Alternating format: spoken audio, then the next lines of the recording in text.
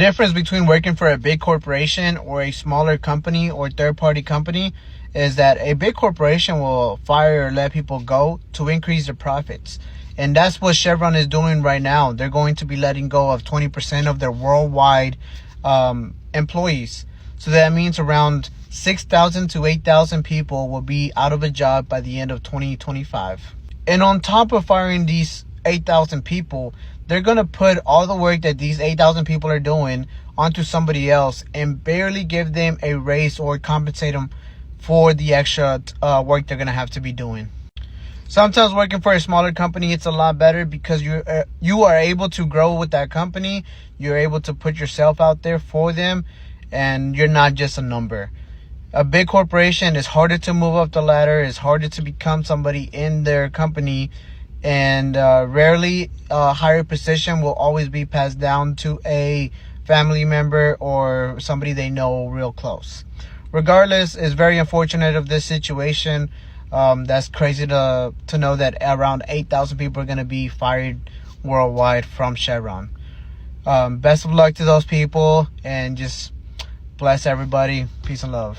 Welcome back to our channel AI Crystal. Today we critically talk about a shocking development: Chevron laying off an entire plant's workforce. Yes, you heard right. Entire families are now left in the cold. Let's dive deep into what's happening, why it's happening, and what it means for the future of energy and jobs in America. Don't forget to like, share, comment, and subscribe to support our channel. And a big shout out to all our returning subscribers. We appreciate you always. My company has just released an email stating that they will implement a staff reduction due to budget cuts. My company is not small. I work for the state, and it is the whole state that is affected. Not only will the employees be affected by this, but so will people who are seeking out benefits such as TANF, SNAP, and medical. Now, it had been known that the state had been dealing with a budget crisis in which they implemented a hiring freeze. But they had also let us know that our position in the state would be guaranteed and that we would not be laid off. But today we received an email that starting at 9 in the morning, they would be making calls to those who would be affected by the layoffs, and that their last day would be July 4th. Now, this is absolutely devastating news to hear. So many people will be affected. Those who have families and homes to maintain will now be losing their job because of this. And those who stay will have to pick up the workload of the peers who have been laid off, which would only increase stress and burnouts. We already have such a large workload. Only for our staff to be reduced is absolutely insane. Which means that those people who are seeking out help with TANF, medical, and SNAP will only see a delay in their benefits because our staff has reduced so much. And we cannot handle the large amount of workload that there is. It is so hard and scary to see my coworkers go through this and being laid off left and right as if nothing. It's absolutely devastating. These are people who applied here to help others with nutrition, with medical, with money, to help them through these struggling times. And it's them who are being affected now. I can't even wrap my mind around what is happening in the world right now. And I've noticed that it's not just my company that is now going through layoffs. It is so many companies. So many people are being affected by this. And it's horrible, horrible, horrible, horrible. I normally like to keep my platform really light, real cute, because I'm a travel girly and I want to do it for the girls. However, I'm a formally trained biomedical engineer. I have a PhD, so I know a little bit, just a little bit about science. And the overturning of Chevron is probably one of the worst things that is happening right now in our society. I don't think people are genuinely understanding what's happening. So I'm going to let the lawyer girlies really understand the depths of Chevron in that case. But generally, when the Supreme Court creates a law, they are very vague. They say don't dump bad chemicals into the water. And under Chevron, it is then up to the scientists, the experts, to decide what are the bad chemicals, how much, what concentration of those bad chemicals should not be dumped into the water. What types of effects do those chemicals have on our bodies, on our environment, and what are the long-term effects? How is the ecosystem of life interrupted, if at all, which generally it is. But now, since Chevron has been overturned, Supreme Court justices are not just going to go to the scientists, the experts who spend decades, literally their lives, studying these things. No, they're going to make rulings based on their own thoughts and feelings and, like the vibe. So TLDR, there are no more checks. There are no more balances. It is strictly vibes. And I know people are like, oh, well, the two candidate options that we have right now, like, they're not goods. But babe, if you don't vote, it's going to get even worse.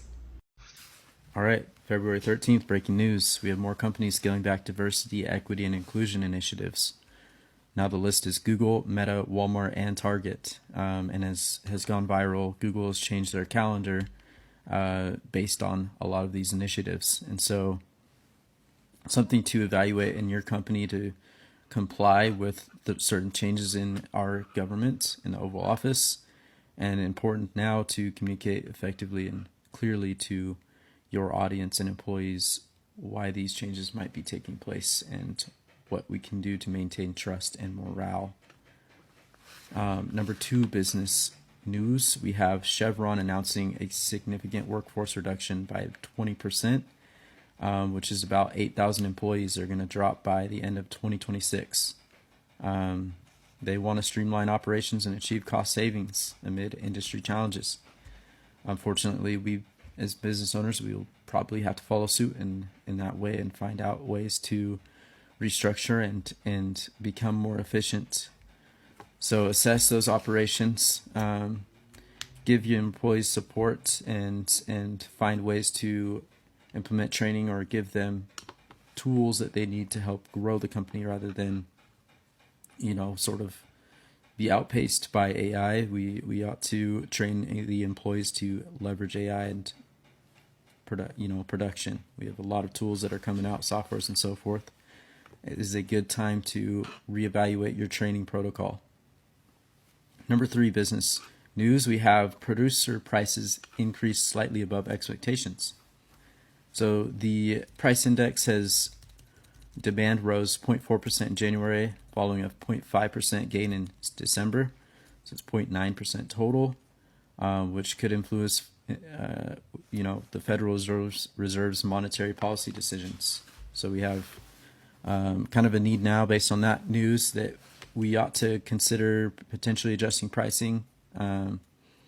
Your strategies to maintain profitability. Some people will implement more of like a monthly model that's cheaper but still consistent to keep their audience on board. Other businesses will just manage costs effectively and cut certain expenses that are reoccurring. And so it's really important now to look at these operational efficiencies and just make sure that you have your business staying afloat amid these price increase times.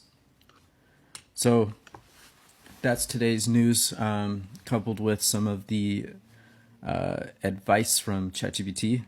And if you want more news like this, and if you want me to stay posting regularly, give me a follow, and I will provide you with not only the news, but the advice that kind of comes along with the news. Thank you for watching, and have a great day.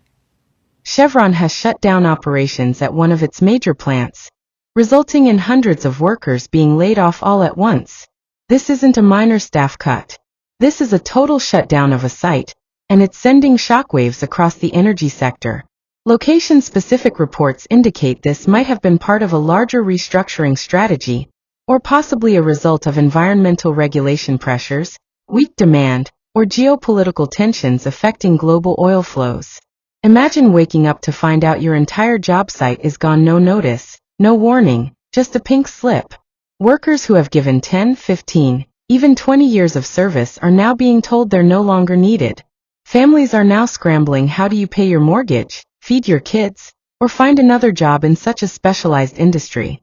This is more than a corporate move, it's a livelihood crisis. Chevron is facing several pressures. Fluctuating oil prices globally. Transition to green energy putting pressure on fossil fuel companies. New tariffs and trade issues disrupting supply chains. Internal cost cutting to maintain profits for shareholders. But the question we ask is, should workers always pay the price?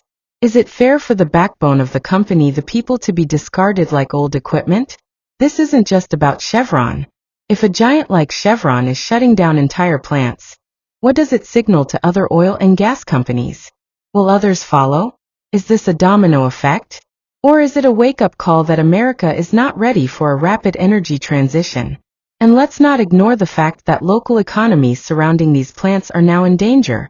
Restaurants, stores, services, they all depend on plant workers' income. So this is not just a company problem. It's a community collapse. We need to ask, where is the government in all of this? What protections do workers have? And will Chevron be held accountable for such a massive layoff? Let's demand transparency, justice, and a just transition, one that protects workers, not just corporate profits. Don't forget to like this video, share it with your friends, and drop your thoughts in the comments. Are you affected by this? Do you think Chevron did the right thing? And if you haven't yet, please subscribe to AI Crystal, where we always speak truth to power and break down the stories the mainstream media won't. We appreciate all our returning subscribers. You are the heart of this platform. Until next time, stay informed, stay strong.